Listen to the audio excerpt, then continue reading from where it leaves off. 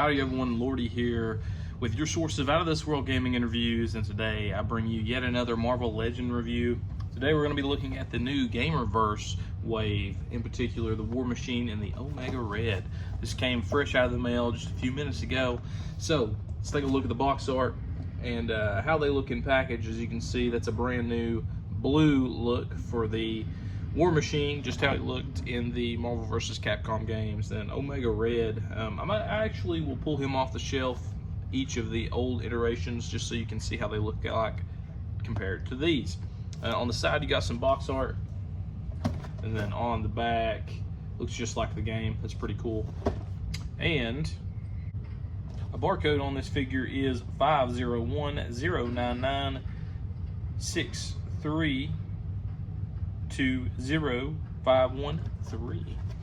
Without further ado, let's get this bad boy open and see what you think. Alright, let's talk about War Machine first. As you can see, that nice new blue color compared to the old silver. It looks just like the game. A lot of differences between this figure and the previous release that we got as far as accessories go, I guess. As you remember, this one was a deluxe figure. It came with a lot of accessories. Whereas he only came with two alternate hands, which are the open hands for both sides, and then a missile effect, and then an actual missile. There is no way to attach these accessories to this figure. Thought that was pretty weird. He also comes with his gun, which is detached at the time that you actually open the figure, but it attaches on the shoulder. And just a quick reference, you can see that War Machine, the old release, has a gun on this side as well, and a gun on his arm. That is not the case with this figure. A lot more simplistic. Now, getting into some articulation, it's very, very similar to the previous release. It's actually the same mold, I'm pretty sure, other than like the guns on top. So, standard range of motion at the ankle. No pivot at the thigh or anything, but you do get double jointed knees. I'm sorry, at the calf. And then at the thigh, you've got a cut, and then a swivel at the waist, crunch on the abs, and then standard range of motion on the shoulders, as you can see under that guard there. Just a standard shoulder, no butterfly joints.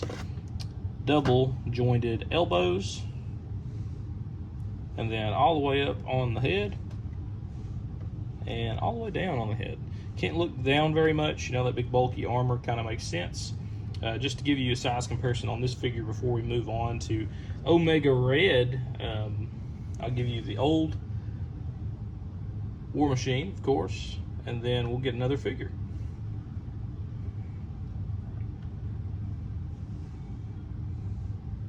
So as you can see, it's the same mold, about the same size as them. And then this is the newer Punisher that we got beside the new War Machine. This is the War Journal Punisher. So about the same size there. Let's move on to the Omega Red. Go ahead and let you see size comparison between these two.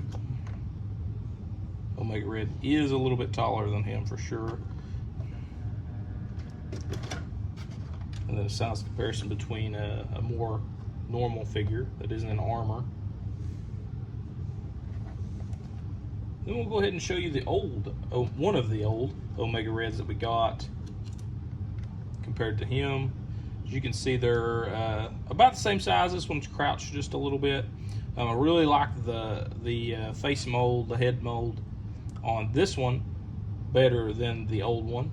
As you can see, the colors vary on some parts of the figure, in particular the feet. I honestly am not a big fan of the white feet on this. I can't recall if that's accurate for the game or not.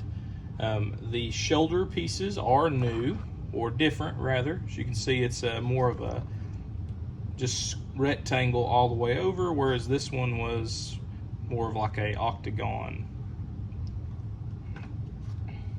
So moving on to some articulation with Omega Red, you got standard range of motion there at the heel and ankle, and then no swivel at the thigh or at the calf.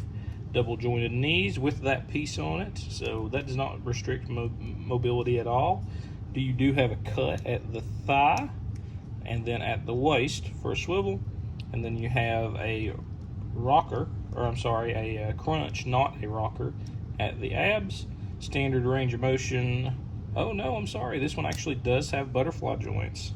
And then other than that, standard range of motion here.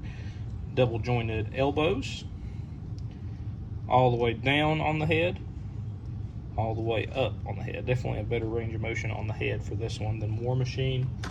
Just to look at some alternate accessories for him, he does have the alternate hand for both sides, so a fist for this hand and then an open hand for that side.